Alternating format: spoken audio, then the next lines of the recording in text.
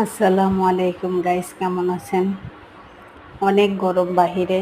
গরম চলাকালীনও কাজ করতে হয়। আমার বুয়াটা কাজ করতেছে। তো আজকে ফার্নিচার মুছতেছে, তারপর ঘর মুছবে। কিন্তু আমার পিকুটা খুব কান্নাকাটি করতেছে।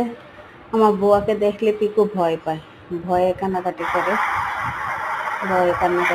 ওই যে ফাঁক দিয়ে দিয়ে দেখতেছে, খাটের ফাঁক দিয়ে আমার বুয়াকে, কারণ আমার বুয়া অনেক জোরে জোরে কথা বলে তো। তা পিকু অনেক ভয় পায় এজন্য। আর পিকু মানুষ দেখতে পারে না, মানুষ আসলে হইচই হইলে ও ভয়ে একদম অস্থির হয়ে যায়।